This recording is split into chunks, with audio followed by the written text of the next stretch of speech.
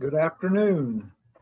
This is Jim Kelliker. I'm the president of the Friends of Konza Prairie. And I want to welcome you to our 10th annual Cure for Cabin Fever. Maybe you'll see me here in a few minutes. I stop sharing my screen. This technology is something we're having fun with right now. So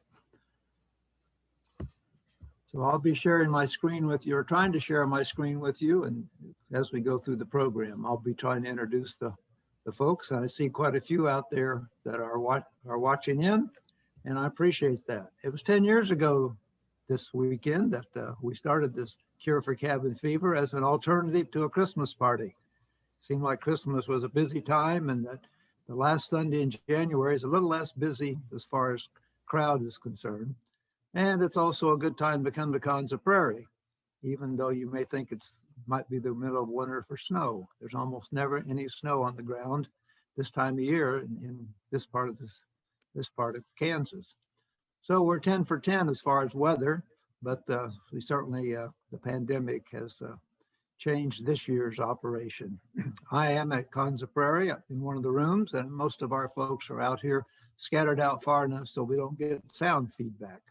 So bear with us with the technology. You know, this 76-year-old guy has went a long time without the internet, and I'm still having challenges using it. So welcome aboard.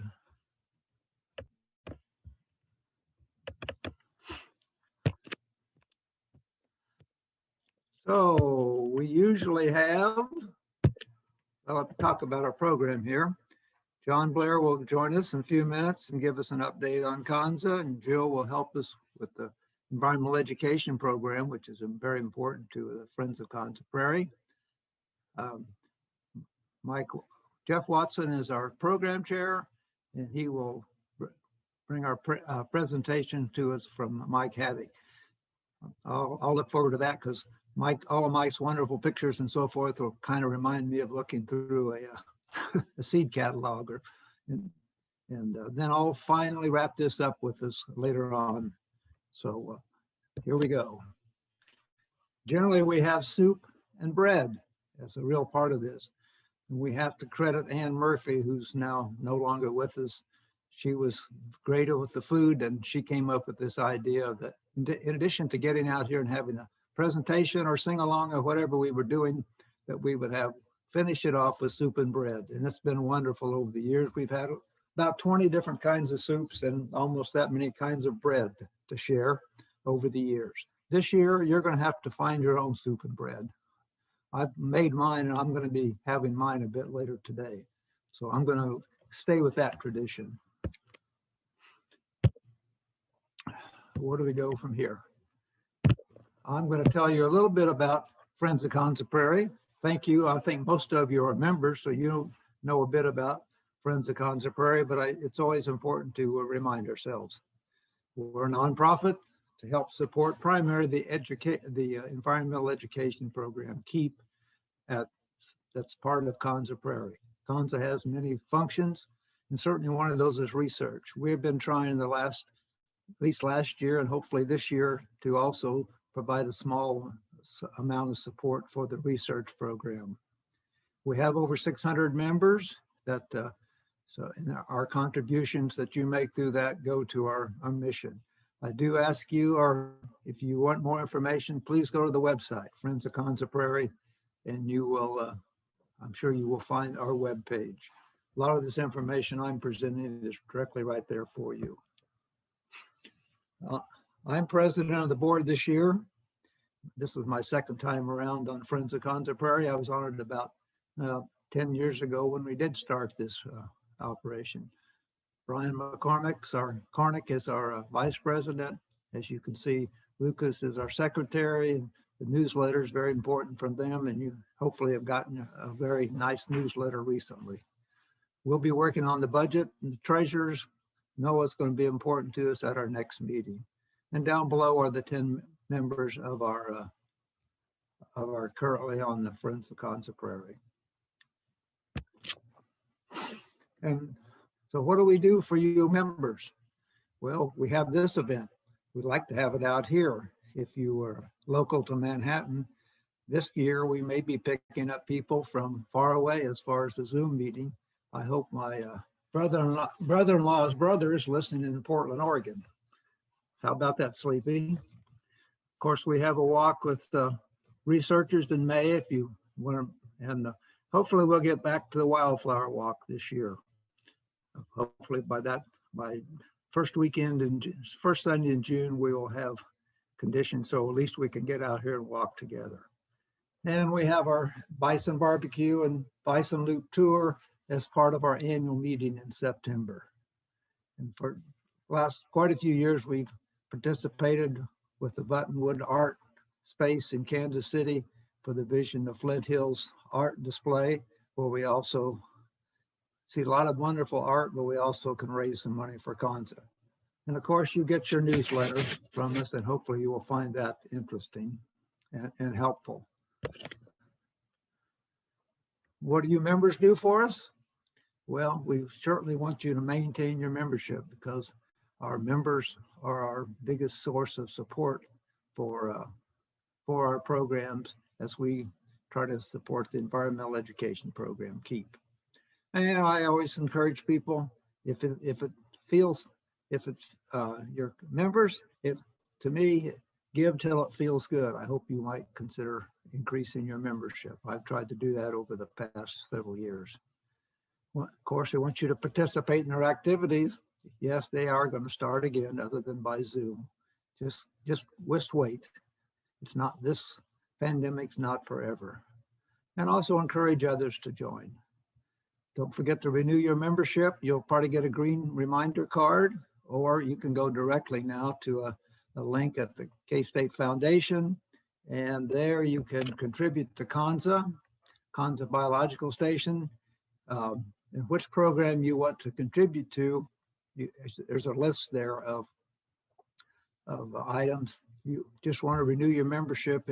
It's the environmental, you can see Friends of Konza Prairie, there's one of your choices. Of course, you'll have to give your information and pay directly to the foundation, which is important to us as far as account for us to maintain. Because we are a C3 and tax exempt, so the foundation is an easy way to do that. And that's probably enough from me. So I'm going to turn the screen loose and we can hear from John Blair. John's the director out here, a distinguished professor in biology, and one of the, he might say one of the longer ones here. He came 14 years after I first started coming to Konza. John, it's all yours. All right, great. Thank you, Jim. Yeah, I've been here a while. I came in '92. I've been involved with the research program at Konza since I arrived here as a junior faculty member, and I'm happy to be serving in the role of director right now. So I won't take a lot of time because I know everybody wants to hear from Mike, and I'm really looking forward to this talk as well. I did want to just take a couple of minutes, though, first of all, to thank all of the members of the Friends of Konza Prairie for your support in this, particularly in this past year. As all of you know, I'm sure by now, it has been a very challenging year for many businesses, for many schools, and field research stations have also been challenged in ways, of course, that we couldn't have anticipated going into this year. Many of the researchers that come to Konza from not only around the country, but from other countries as well, were unable to travel this year. And many of those researchers have programs set up on site that require continual treatment or continual maintenance. So one of the real challenges we had this spring was how do we manage to continue to operate as a field station and maintain our educational, environmental education program and our conservation mission, all under the challenges of COVID. So I would like to say a couple of things about that. One is that we have an exceptional staff and a group of volunteers that are highly experienced at both maintaining the fire and grazing programs at Konza, maintaining the nature trail. And we were able to do a lot this year, thanks to the staff and our volunteers. So in particular, in the spring, we were able to maintain essential research operations and conservation operations on the site. We have a lot of area that we have to burn on a regularly scheduled basis to maintain our treatments, and also for conserving these grasslands, right? For limiting the spread of woody vegetation and for maintaining prairie productivity. And we were able to get all of our prescribed burning completed this spring, pretty much on schedule, with using some modified COVID safe protocols and again, a very efficient staff and a smaller crew of volunteers than usual, but ones that were able to come out and help us when we needed. We maintained access to the nature trail, which I think was a very important public resource, especially this year, when there were other places that people couldn't go. We've had, I would assume, a record number of people that have been using the nature trail this year. So that's all been very positive. We had a very successful fall bison roundup, and we hope to be able to get back to our bison loop tours next year. One of the unique things you might have read in the newsletter is that we brought in new bison this year. And so occasionally we bring in animals from other places to maintain the genetic diversity of the bison herd here. And we had the opportunity this year to get some animals that originated from the Yellowstone herd. So we got some new animals with some different and high quality genetics that are now integrated as a part of our herd, and that will be good for us in the long run. Jill's going to talk a little bit about our education and outreach programs in a little more detail, but as you can imagine, we've had to curtail most of our in-person activities, and that includes school group visits, a variety of different professional and public tours. And we've pivoted to online, and Jill can tell you a little bit about what she's been doing, but I would just like to say that she's done a fantastic job this last year working through social media to maintain and expand our educational outreach activities, and that's been incredibly valuable. I think that's, I'll close with that again. I know people want to get on to hearing from Mike. I just, again, wanted to take this opportunity to thank everybody who's a member of Friends of Konza Prairie and supports us in other ways. We truly would not have been able to continue our mission this year if it wasn't for your support. So thank you very much. Of course, if you have questions or concerns or anything that you'd like to talk about, you can feel free to contact me anytime. So thanks for this opportunity, Jim, and I think we turn it over to Jill now.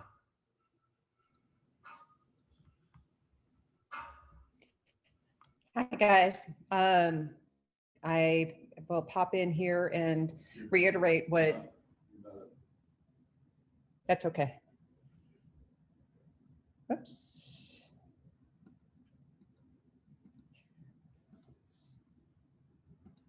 Can you guys hear me? Yeah, okay. And reiterate what John said.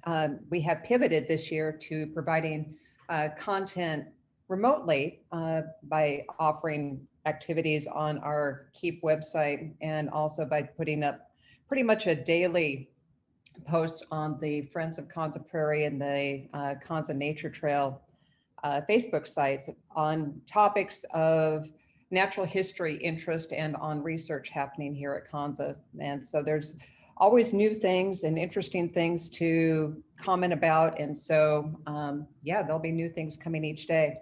One thing I did want to mention is that we've had recently a couple of passings of people who've been of importance to our program, and I wanted to mention them. I am going to go ahead and share my screen. There we go. First one was Charlie Given, and Charlie Given passed in the end of December, and he was, and as you can see, maybe you can see from the screen that he was a master docent here at Konza Prairie, a longtime docent. He was in the class of 1999, I believe, one of our first docents. The first class was in 1995, and we'll talk about that here in a second. But Charlie, past president of the Friends of Konza Prairie and historian for the Friends of Konza Prairie. He was deeply interested in the history of the site and how the site was used by different members of the the community, the Dewey Ranch. The David McKnight was the owner at one time, and he made a map of all the different things that were out on the site. He loved finding the old windmills and the old cisterns and things that were out there that no one else knew about, but he knew. So he passed at the end of December, and he will certainly be missed.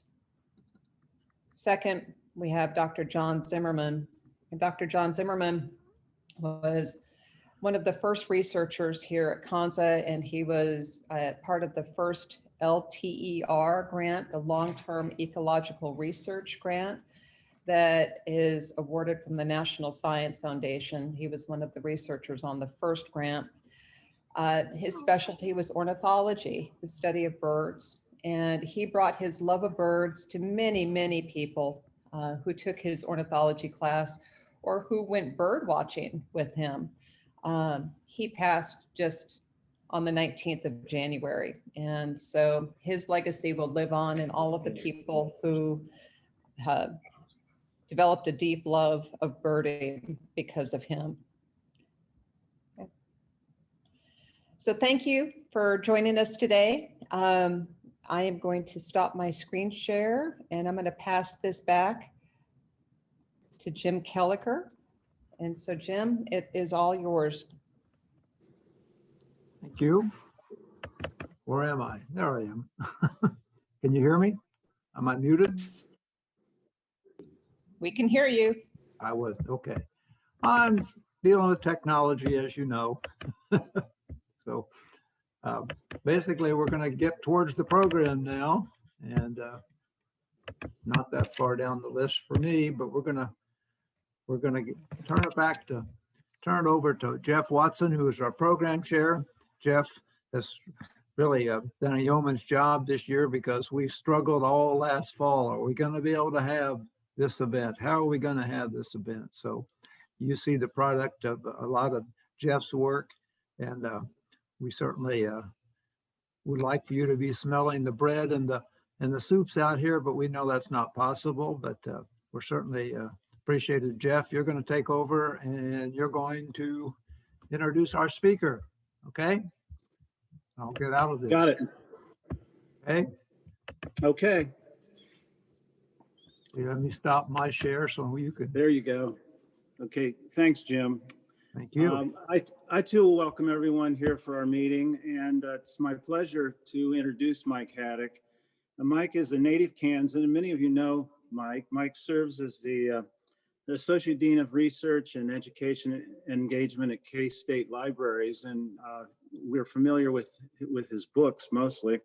In 1996, Mike created the Kansas Wildflowers and Grasses website.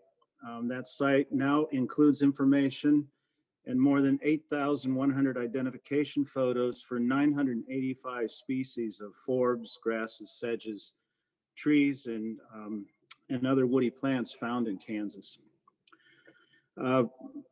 Recently, Mike has done his third book, Trees, Shrubs, and Woody Vines in Kansas, co-authored with Craig Freeman, and he received the Author's Award of Excellence for the Midwestern chapter of the International Society of Arboriculture in 2020. We are familiar with Mike. I appreciate him being here and sharing his experiences, his pictures with us. And so with that, I'm going to move off of here and turn it over to Mike. Mike, go ahead, and we look forward to hearing from you. Yeah, thanks. I'm going to share my screen here if everything works right. Can folks see this?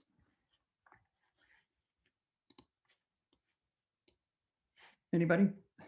I don't have any. Yep. Looks good, Mike. Okay. Yes, it looks good. Good. Great, thanks. I'm going to talk today, and I'm going to go through really fast because I probably have more stuff. I wanted to show a lot of things and I kept cutting things out, but I still have quite a bit. Just sort of a variety of the flora that's on the Konza, mostly forbs, but a few woodies, a few grasses, And I'm going to start in the early spring and go into the fall. And I tried to pick, not all of them, but a lot of them that I picked are actually some kind of ethnobotanical uses of the plants. So with that, I'm going to go ahead and just, I have it, hopefully my voice holds out here. Show just a couple of slides before I actually get into the plants. There are about 2,200 species of vascular plants in Kansas. And this is from Craig Freeman, some of his unpublished data.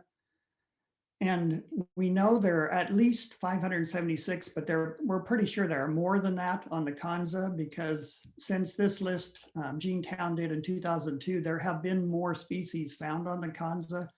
So there's more than that, but a large number of species. And the most commonly encountered families that you would find on the Konza, there's the Asteraceae, which is the sunflower or composite family. And if folks can see my cursor here, members of this family, what you see here is not a flower, it's a head of flowers. And each of the rays is a separate flower called a ray floret, and in the middle are separate flowers called the disc florets. Members of the sunflower family have ray flowers, disc flowers. Some of them have only ray flowers, and an example would be our common dandelion. Some of them have only disc flowers, and an example of that would be a thistle. Probably the second largest family of forbs is Fabaceae, the bean family. It's very typical to have this, not all, but many of the plants in this family have this shape. It's called Papilionaceous. It's butterfly shaped. This is the standard or banner. There's actually 5 petals. This is one. There are 2 wings, and then there are 2 petals called the keel, and they're actually sometimes fused together, but they make this shape. The third family, which is probably the largest, is the Poaceae or grass family. We have nearly 250 species of grasses found in Kansas, and about 180 of those are native. Our native and crop grasses they're the dominant vegetation in our state and probably our most important natural resource. And by crop grasses, we are talking about wheat, corn, rye, oats. So economically, the grasses are very important in Kansas. So I'm going to start talking from the very, very early spring and then sort of go through the seasons. And I picked out a few plants to talk about. This is one of the first ones one would see on the Konza, wild parsley. Its leaves are edible and they actually taste like parsley. It's a member of the parsley family. Another very early one blooming is wild plum. And the picture on the left there, you can see often the flowers are blooming before there are any leaves. It has an edible fruit that Native Americans ate fresh, cooked, or dried. And the fruits appear in the August, September timeframe. And interestingly, the Native Americans use the appearance of the blossoms. They use it as a way to time when they planted corn, beans, and squash. Another early spring wildflower goes by different common names, fawn lily or trout lily. And that's due to the mottling on the leaves. You can see the brown spots. It's like the spots on the back of a fawn or on a trout. This one's interesting because it forms a large colony and you'll see a lot of leaves, but very few of them actually flower at one time at all. So there's not many flowers, but there are a lot of leaves. I mentioned some woody species. Of course, this is cottonwood, our state tree. This one is an example where there are separate male and female flowers on the tree. In the center there on the top are the staminate flowers, and then on the bottom right are the pistillate flowers, the male and female. And then there's some of the fruits as they're just starting to open to put out the cotton that we're familiar with. Great Plains Native Americans actually made yellow, red, and purple dyes from the brown leaf buds. and they use the inner bark as a food source. And if you read the ethnobotanical literature, the Blackfoot, it says, use the sap to conceal human scent when they were stealing enemy horses. Another spring wildflower, Carolina anemone. This one's interesting because what you're seeing there, this plant has no petals. What you're seeing are what are called the sepals, which on most plants, or a lot of plants, are green and sort of leaf-like, but in this particular species, they're colorful and look like petals. The flowers open in the morning and then they close by late afternoon. Another spring wildflower is Dutchman's breeches.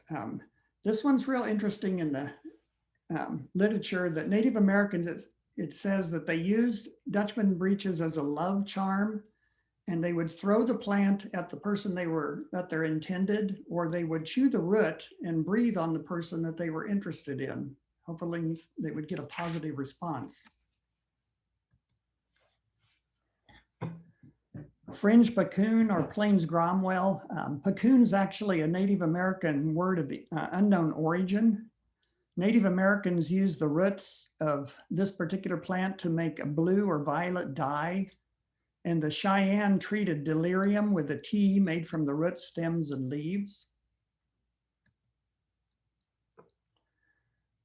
Milk vetch, we actually have in Kansas 17 different species of milk vetch, and there are 5 different species found on the Konza. So these are 3 of them. On the upper left, if you go clockwise, that's ground plum milk vetch, and then low milk vetch, and on the bottom there is called Platte River milk vetch. The milk vetch gets its name from Old English. It was alluding to the belief that goats increased milk production after they consumed the plants. On ground plum milk vetch, both the Lakota and Dakota Sioux used the fruits of that Astragalus crassicarpus as a food source, and they would eat them either raw or cooked. One that you may be a little less familiar with that occurs on the Konza is Canada milk vetch. And it's most of the milk vetches we see are very low to the ground. This one is 1 to 5 feet tall, so it's a bigger plant. And Native Americans would chew the roots and apply a poultice to the cuts. They would also chew the roots for chest and back pains. They steeped the roots and used the tea to treat fevers and coughs. And they would eat the roots either fresh or boiled. So this plant had a lot of different uses from Native Americans. White-eyed grass is one where the common name is really a misnomer. It's not a grass, it's a member of the iris family, and it's not always white. Sometimes the flowers can be blue. Native Americans treated stomach aches and hay fever. Hello? With a tea made by boiling the white-eyed grass. You want it on, turn it off. I did. No, the red light. I think someone's not muted maybe, so. Another one of the most common trees that we would see on the Konza is the bur oak. And bur oak is one of the most long-lived. Some Kansas specimens are 300 to 400 years old, and it's very cold tolerant. A number of Native American tribes use the inner bark or roots to prepare medicines to treat cramps and heart, lung, digestive, and skin ailments, and the outer bark to create a black dye. And tribes in the Great Plains use the acorns as a source of food. This is another one that's monoecious. It has both the male and female flowers, and on the upper right are the male flowers, and the lower right are female flowers from the bur oak. A shade-loving plant that grows in colonies, you might see in the spring, is blue phlox or sweet William phlox. And as we get into a little bit later in the spring, this is Solomon's seal. This one's interesting for a number of reasons, but the rhizomes, they have horizontal rhizomes. They're high in starch, and they were boiled and eaten by Native Americans. but they were also steamed, and the steam was inhaled to treat headaches. And then they used liquid from the steeped roots to treat coughs, and they applied it to cuts, sores, and bruises. So a lot of medicinal uses. The stem breaks away from the horizontal rhizome in the fall, and it leaves a sort of conspicuous circular seal-like scar. And there are different legends. One legend relates that King Solomon placed his seal on the rhizomes to highlight their medicinal value. And herbals from the 16th century claim that the roots were used to seal fresh wounds. In my opinion, some of the more attractive plants that we would have out there on the Konza are the Baptisia, plains wild indigo, and blue wild indigo. Plains wild indigo, actually the Pawnee would treat colic by rubbing a mixture of pulverized seeds and bison fat on the abdomen. And it has roots that can go as much as 6 feet down into the soil, into the ground. A lot of our prairie plants, and I'll be mentioning a lot of them that go deep down into the prairie, and that's how they survive our hot, dry conditions in the summertime. A lot of people are familiar with echinacea. Echinacea is actually from the Greek word for hedgehog, and it alludes to this, if you can see my cursor here, the spiny bracts. The actual disc flowers are down lower where you can't see them very easily, but that's where the name comes from. It has a taproot that can reach down 5 to 8 feet, and the roots contain all kinds of pain-reducing compounds. This is one of the first plants, and I wrote in my first book about my father taking me out and digging some up and having me chew on it, and my whole mouth was numb like I'd been at the dentist. But Native Americans use this plant to treat snake bites, toothaches, sore throats, stomach cramps, swollen glands, wounds, and burns. So a lot of different uses. Another one that you're probably fairly familiar with is lead plant. It's a woody shrub 1 to 3 feet tall, and it's probably one of the most important native legumes on the prairie. It's very palatable and nutritious for both livestock and wildlife, and it's what's called a range indicator. If an area is overgrazed, you probably won't find much lead plant. The common name alludes to their silverish gray hair on the foliage. And Native Americans use the leaves to make a tea, and they use them for pipe smoking.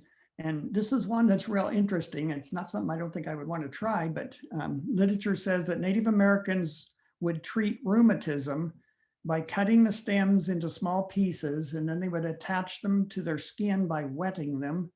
And then they would light them on fire and allow them to burn down into the skin as a counter irritant. So obviously, if you got something burning on your skin, you might ignore the rheumatism. Now, this is another member of that genus that it occurs out at the Konza. Is probably lesser known, but bush wild indigo, you tend to see it a little more close to streams. And it's very different in that it's actually 3 to 12 feet tall. So it gets very large. The Lakota made arrows from the stem. And the Kiowa will use the stems for firmness beneath bedding material, or the Pawnee placed the whole plant between meat and the ground when they were butchering in order to keep the meat clean. One that's it's very easily overlooked when it's flowering. It's very easy to see when it's fruiting, but maybe a little bit lesser known is green dragon or dragon root. The name comes from dracontium, meaning of a dragon, and it alludes to this. This is the flower, but the tail-like spadix here, but very bright fruits when it is fruiting. And you find that in wooded areas and floodplains. Breadroot scurf pea is probably the most important wild food that was gathered by Native Americans in the Great Plains. It has a tuberous root, looks like a small potato, and it can be eaten raw, cooked, or dried. And by midsummer, the leaves would dry up and fall off in the stem and blow away. So the Plains Indians would dig them while they were still flowering and before the tops were gone, and then they would dry them for winter use. And this is a closer up view. You can see many of our plants have many different kinds of pubescence or hair. This is a particular hairy one, but primarily it helps to alleviate evaporation in hot, dry conditions, but there are other things that the hair does, but this is an example of some of the pubescence. So getting into early summer here, prairie coneflower. This is a member of the Asteraceae, the sunflower family. So what you're seeing here, each of these rays hanging down is a separate flower. And then instead of being in a disc, they're in a cone. And these are the disc florets. They're covered by a gray scale and they pop out starting at the bottom and then go up as they come out. Both the Ogallala and Dakota Sioux actually made a tea from the leaves and the flowering heads, and the Cheyenne would boil the leaves and stems, and they would use the liquid as a wash for poison ivy and rattlesnake bites. One that I think some of the prettiest that are out there on the prairie are the penstemons. We actually have 3 different ones that occur on the Konza. On the left is large penstemon or shell leaf penstemon. And it's one that was used medicinally. The Dakota used a decoction, and by decoction, I mean that they boiled. So they would boil the roots and then they would treat chest or pains with the liquid, and the Kiowa would use it to treat stomach aches. So on the left is large penstemon, in the middle is tube penstemon, and then on the right is the cobia penstemon, is probably the most common that you would see. The lines on it are called insect guides that help with pollination to guide the insect in. And another common name is beard tongue, and that's because these flowers have, if you sort of look in the throat of the cobia penstemon, there are 4 fertile stamens, and there's 1 infertile stamen. And the one that's infertile is sticking out and it looks like it has hair on it, and that's where it gets the name beard tongue.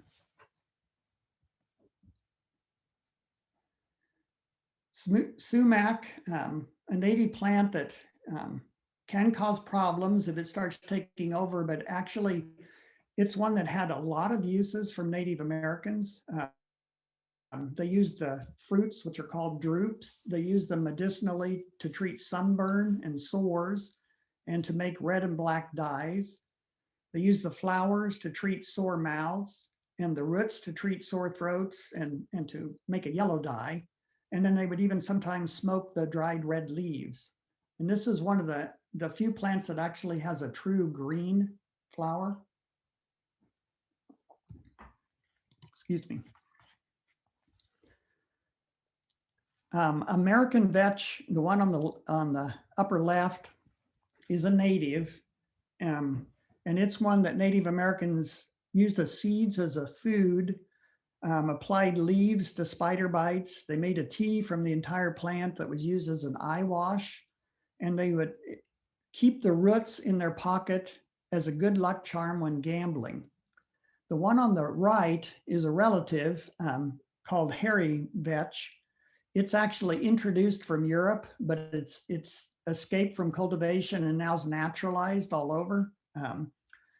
And its seeds are said to be poisonous to cattle in particular, and it causes symptoms that resemble rabies.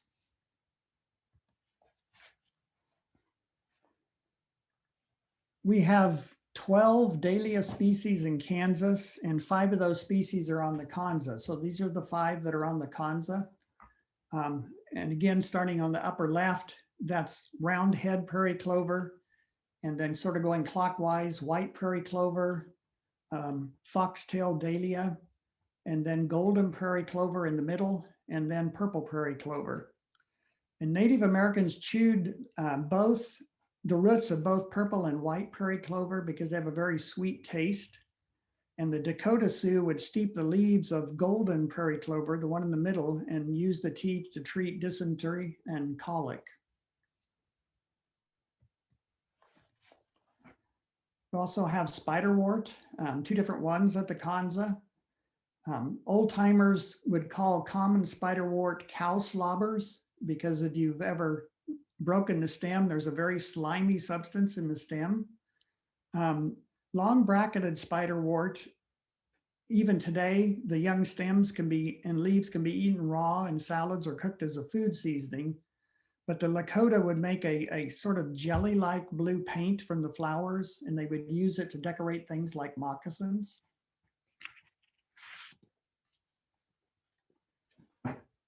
As I have two daughters, and as they were growing up, this was their favorite plant, catclaw sensitive briar. It's a member of the Fabaceae, the bean family. And the actual flower, well, you're seeing part of the flower.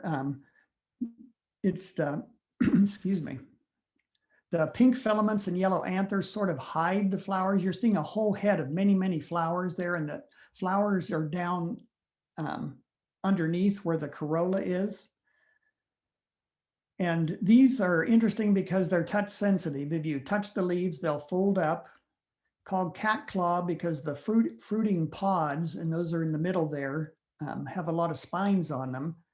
But interestingly, this is very nutritious for livestock, and they'll actually seek it out. And it's another important range indicator, because it will decrease with overgrazing.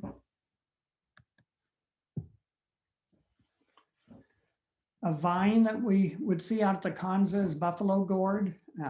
Has both staminate and pistillate flowers. It has vines that are enormous. They can get 6 to 30 feet long, and also a giant taproot. It's like a carrot-shaped taproot, and it grows to huge proportions. It can be 4 to 6 feet long and weigh more than 100 pounds. And Native Americans, they attributed mystical and medicinal powers to the root. And if they were digging it up, special care was taken when they unearthed it, for it was believed that an injury to the root would lead to injury of oneself or one's family members. The gourds were often made into rattles, ceremonial rattles. Another name for this, though, is fetid wild pumpkin. They don't taste good, the gourds, but it is one of our common native plants out there. Mint leaf bee balm or wild bergamot, monarda, are members of the mint family. And mints, the stems of the plants in the mint family have actually square stems. There are 4 sides on the stem, so it's real easy to tell plants that are in that family. Called bee balm because they bloom for a long time. They're very fragrant and very inviting to bees. And the fragrance of the dried leaves and flowers has been used for many years to scent clothes closets and drawers. Excuse me, I need a drink here, sorry. I'm gonna get a glass of water.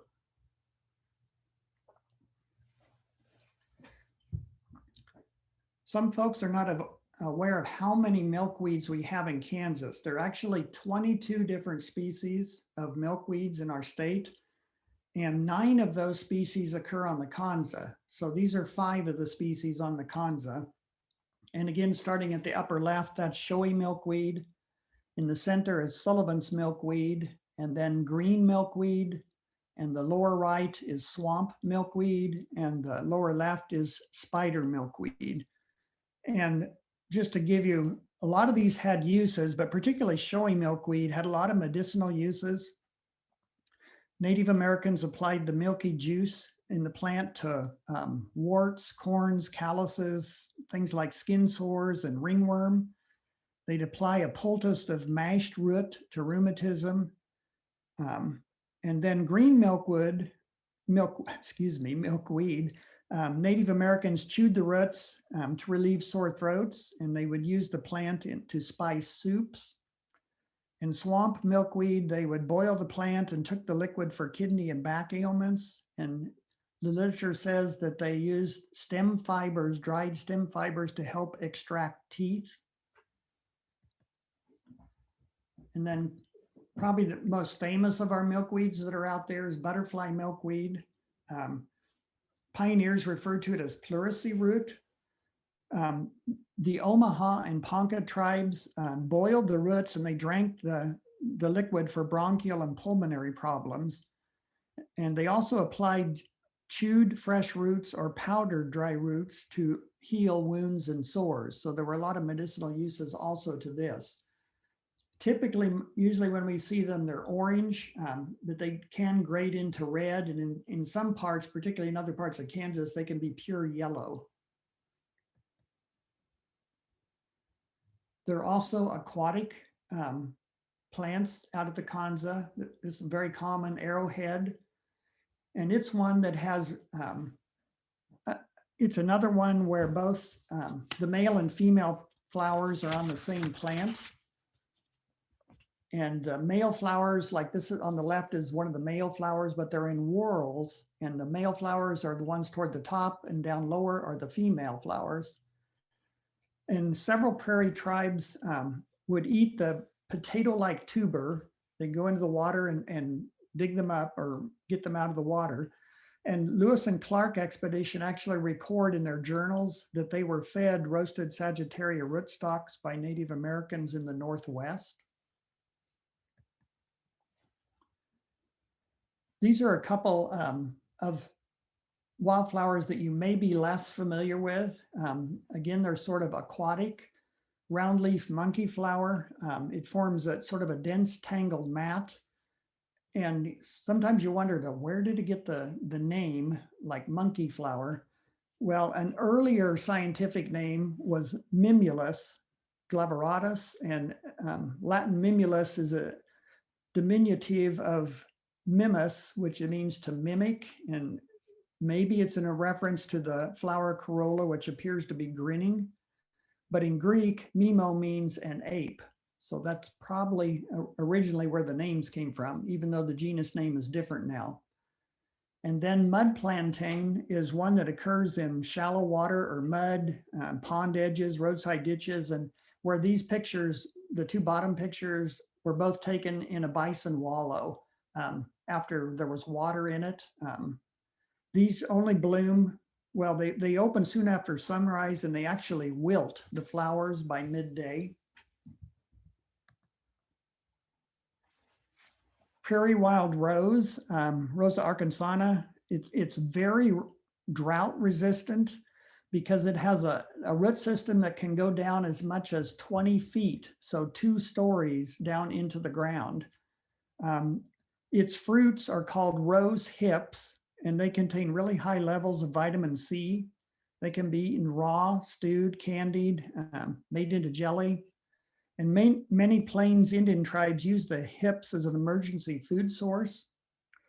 And the hips are an important winter food for prairie chickens, wild turkeys, and small mammals. Another very large family in Kansas is Enothera, the primrose family. And there are 26 species of primroses in Kansas. On the Konza, there are 5 species, and these are 4 of them. On the upper left is Missouri evening primrose. In the center is Shoei evening primrose. And then you have serrat leaf or plains yellow primrose on the lower right. Lower left is common evening primrose. And Missouri evening primrose, it's interesting because the flowers, they open in the evening and they stay open during the night and close by later in the morning. They're pollinated by night flying moths. And once they face upward before pollination, and once they're pollinated, then they point downward. Serrat leaf is actually one that doesn't close up, it stays open during the day, but it's interesting because it's found in every single county in Kansas. And the leaves fold like you see in the photo to help reduce moisture loss. So that's how they cope with that, evaporation. And common evening primrose, Native Americans used the seeds for food. They cooked and ate the leaves, and they boiled and ate the roots like potatoes. And I mentioned I'd show a few grasses. 2 of the short grasses, blue grama and hairy grama, these are both highly palatable, very nutritious for livestock. They don't tolerate being shaded very well by taller plants, but you'll see them maybe in areas that are a little more open. And I wanted to show here, if you can see my cursor, these are the anthers, or the male flowering part. And a little hard to see, but these white parts sticking up are the sort of feather-like stigmas, which is the female portion of the flowering, the flowers. So hairy grama, and they're very similar, but hairy grama actually has a long, whoops, see if I can go back here, this needle-like point on them to help differentiate with them. And they survive extreme drought really well, these species, because they'll revive quickly when the suitable conditions like rain comes, and they'll revive really well. Also, another one that's more of a mid-sized grass is Sidotes grama. Now, this grass is actually the state grass of Texas. Very palatable and nutritious, but I wanted to show the anthers in this species are really beautiful when you see them. They're sort of a red color, and these little parts here, the white parts, are the stigmas. We also have plants out there that are considered weedy species, and Carolina horse nettle definitely would be. It's interesting that the berries are poisonous to humans and to livestock, but they are consumed by pheasants, quail, prairie chickens, and wild turkeys. Native Americans, if you read the literature, says that they would crush up the leaves of Carolina horse nettle in milk and then set it out to kill flies. It's a troublesome weed because when the top is removed, the roots and the rhizomes send up new shoots, so it's really difficult to get rid of. One that's lesser known is silverleaf nightshade, and this is one that's not on the 2002 list from the Konza, but it's one that's, I think it's very pretty with the blue corollas on the flowers. In wooded areas, you can find American hog peanut. The seeds in the pods were a very important food source for Native Americans, who they would say they profited from the habit of field mice would gather and store the seeds for winter use. And then the Native Americans would ferret out the mice's nests in autumn, and they sometimes could get, it's recorded as much as several quarts of beans from a single nest. This is narrow leaf bluet and small bluet. Narrow leaf has a really deep taproot. It's very hardy, grows mostly on dry, rocky limestone soils. I wanted to show small bluet is one that's really, really easy to overlook because the plant is between 1/2 inch and 4 inches tall. So unless you actually run into where it is, you may not have seen it, but they're both in the same genus. And then getting into one of our four most important tall grasses, and of course, little blue stem, which in 2010 was named the state grass of Kansas. Many of the states around us had state grasses. We didn't until about 10 years ago, thanks to a number of individuals in the Kansas Native Plant Society. And I know Valerie Wright was one of them that worked really hard on getting this named. It was picked for one reason, because it occurs in every single county in Kansas, and its seeds are consumed by both small mammals and waterfowl. Another group of really pretty flowers are the lobelia. Cardinal flower grows along streams, and then blue lobelia. Cardinal flower, the leaves, stems, and fruits can be toxic to livestock. Blue lobelia, the Cherokee would steep the leaves and use it to treat colds, fevers, and rheumatism. And then it started late summer into the fall. Compass plant, probably one of my favorite plants. It's just so interesting because the leaves they have a behavior, they orient their leaves edges set north and south, and you can actually tell directions from looking at the leaves. Some of the largest leaves of any plant out there on the prairie. They're vertical to enable them to withstand the hot summer sun. And although it looks like it's a member of the sunflower family and it looks like a sunflower, it's very different because in compass plant, the ray flowers are fertile and they make the seed, and the center disc flowers are the ones that are sterile, which is the opposite because the disc florets in true sunflowers make the seeds and the ray florets are sterile. This one's really interesting too. There's a lot of different, in the literature, a lot of different tribes, the Pawnee, Ponca, Dakota, Omaha, a lot of Great Plains tribes would burn the dried roots to ward off lightning during storms. And they believe that lightning occurred more frequently wherever compass plant grew. But if you know a little bit about, like on the photo on the left, they tend to grow on hillsides and they're fairly tall. So probably not the best place you want to be camping if there was a storm coming. At the Konza, we have 3 species of mirabilis, or wild 4 o'clock. The one on the left, Native Americans would apply a poultice of the crushed root to boils, strained muscles, and burns. And they boiled the roots and took the liquid for fevers and to expel internal parasites. They would also smoke the leaves like tobacco. And it's named, these plants are named 4 o'clock because they tend to open late in the afternoon, and they're actually related to bougainvillea. There are 5 species of verbena in Kansas, and all 5 of them occur on the Konza. So these are 2 of them, woolly and blue. Woolly verbena is very drought resistant, and its roots may go down 12 feet. Plains Indians made a tea from the leaves, and they would take it to treat stomach aches. And blue verbena, Native Americans used it to treat colds, coughs, and digestive disorders.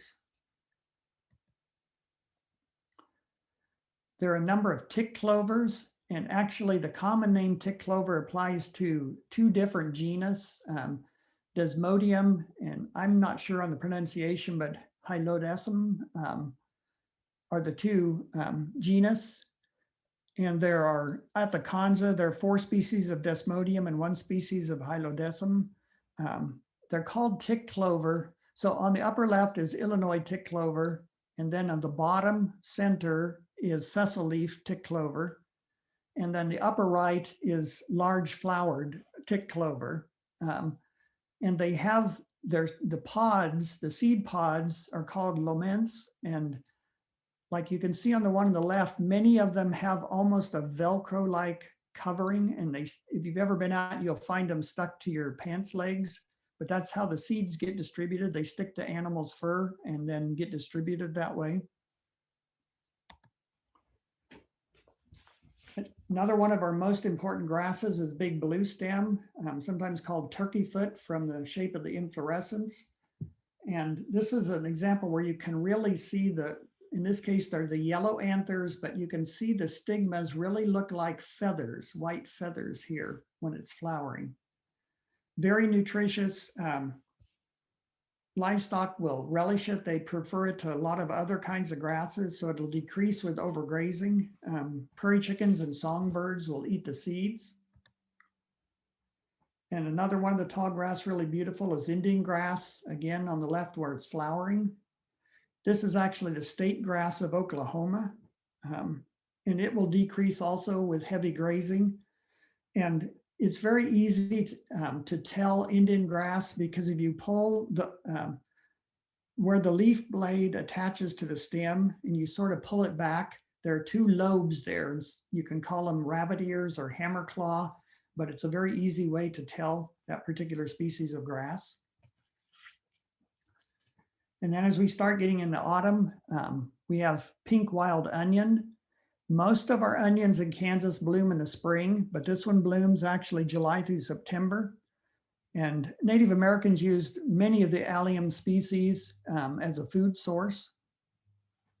But this is one of the really attractive ones that's out there at the Konza. In Kansas, we have 10 species documented of Lespedeza, and 4 of those occur on the Konza. So these are 2 of them, roundhead and tallbush clover.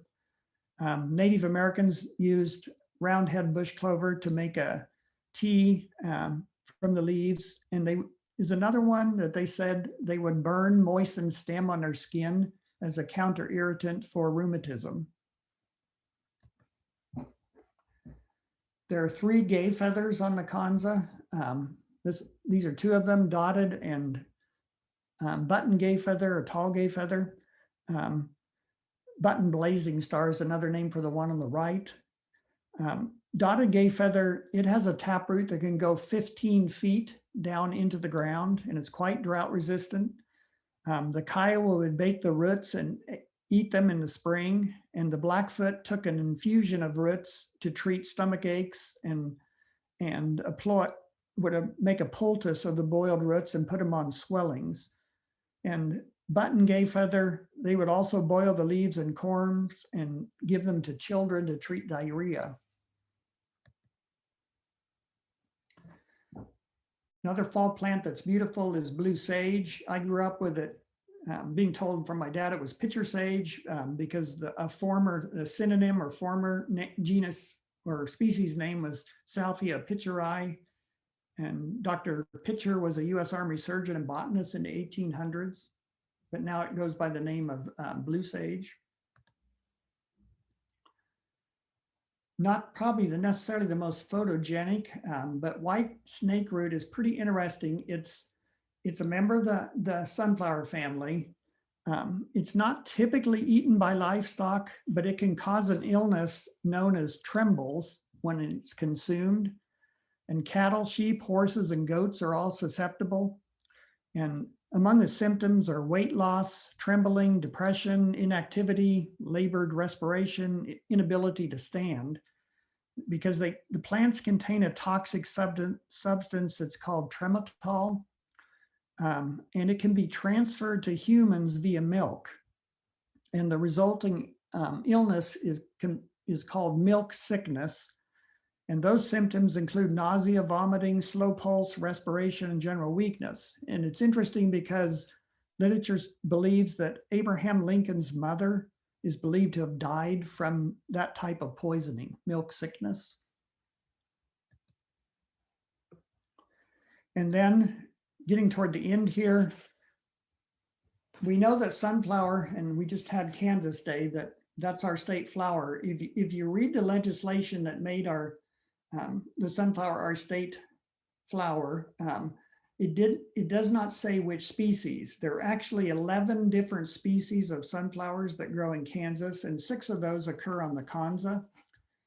So on the upper left there is stiff sunflower. In the middle is Jerusalem artichoke. On the right is Maximilian sunflower, and on the bottom is hairy sunflower. Maximilian sunflower is named for Prince Maximilian Philipp von Wied-Neuwied, and he was a German botanist, so that's where it gets the name Maximilian. It's another one that the leaves fold up and sort of make this downward trough, and it's how it copes with the evaporation. It forms extensive colonies, and it's excellent crop of seeds, so it's a very good for wildlife. Jerusalem artichoke in the upper center there, Native Americans used the tubers for food, and they would eat them raw, boiled, or roasted. The common name doesn't refer to Jerusalem. It's actually a corruption of an Italian word, girasola, which is meaning turn toward the sun. So that's sort of how some of our common names, it's interesting how they develop. And then later in the fall, we have our asters. It's another one where there are actually a lot of different species. There are 25 different asters that grow in Kansas, and 9 of those are found on the Konza. So these are 5 of the 9. On the upper left is aromatic aster, and then the middle heath aster. On the right, osier aster, then silky aster, and on the lower left is panicled aster. And aster comes from the Greek word for star because of the shape of the flowers. And again, they're the typical flowers that have both ray flowers and disc flowers. And true asters are white, blue, purple, and rose, but they're never yellow. But we do have some plants that we call golden aster, and there's one at the Konza, but that's actually a completely different genus that it is in. And then, of course, in the fall, we have goldenrod. There are 12 different species of goldenrod in Kansas, and 6 of them are found on the Konza. These 4 are on the upper left, rigid goldenrod, and then on the right, Canada goldenrod, downy goldenrod, and the lower left is Missouri goldenrod. And Canada goldenrod in particular, but most of the goldenrods, they're sort of erroneously linked with allergy issues.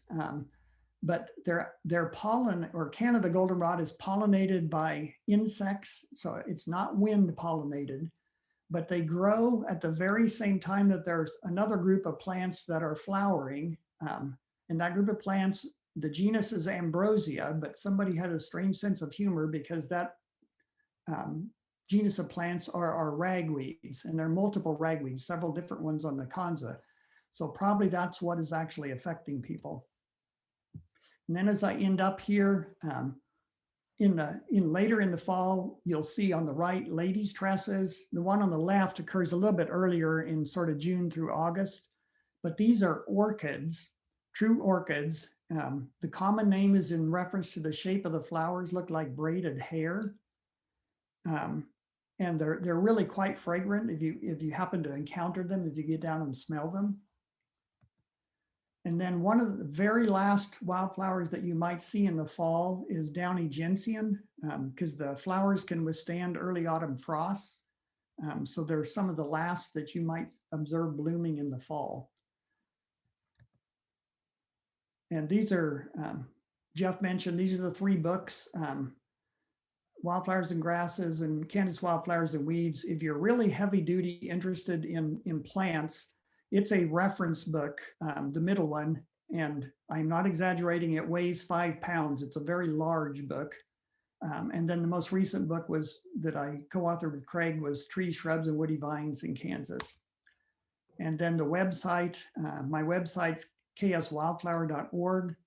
And it's actually, I started it back in 1996, and I'm still working on it and still adding species as I can, although I didn't get very much added this year because I didn't get out as much as normal. So I'm going to stop sharing. Does anyone have any questions? I know I probably ran over a little bit there, but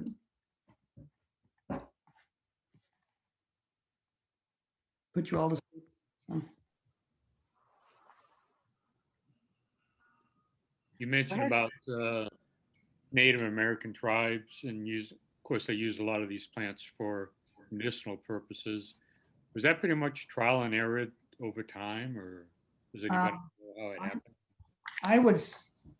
I don't personally know, but I've heard those of you like John, you probably knew Ted Barkley. It was in biology, and I know he used to give lectures and tell his students would ask that, and he said, well, that's a good question. The Native Americans would try it, and those that were successful were our ancestors. Meaning when they weren't successful, they weren't. I have a quick question, if you can hear me. I noticed the smooth sumac on the Konza this year had a lot of distorted blooms. Do you know if that was caused by herbicide, some disease? Anybody have any idea that noticed the odd shaped flowers on smooth sumac this year in places? Well, I'll let John. Any clue? But they don't spray much on the Konza. I think maybe Caucasian blue stem is about one of the very few things that they do. I know. I don't know. Jill suggested fungus.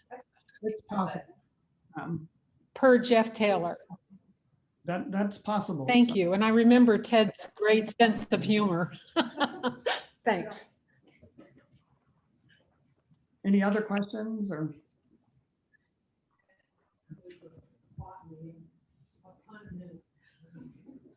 If not, well, I'll turn it back over to you. So, Jim. I guess it's back to me. Thank you, Mike. A whole lot I'm an engineer. I have to carry your book around to find at least half of these flowers, because everybody asks me about flowers on Konza. And I say, yes, we have white ones, blue ones, purple ones, yellow ones, red ones. So I'm sorry, I'm not good at your field. I really appreciate your expertise and that you can share it with us today. So I'm glad you all could join us. I'll basically say that we've had a good time. You all would be now chomping at the bit to come in and sample the 20 or so kinds of soup if we were actually out here together. So that's not possible. I have one kind of soup waiting for me when I get back home. And I hope you all have some soup or bread or something else to make this a wonderful day.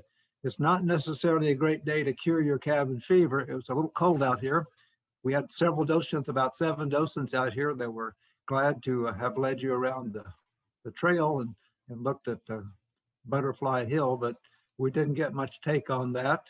But we appreciate their effort of getting organized and prepared for us. And it's been a great time here. Again, thanks to Mike. Thanks for Steve for getting the program organized and for all the other presentations we had. It's great to be a member of Friends of Konza Prairie and to serve as your president this year. And I wish you a safe and warm rest of the day. This ends our meeting. Thank you. Thank you.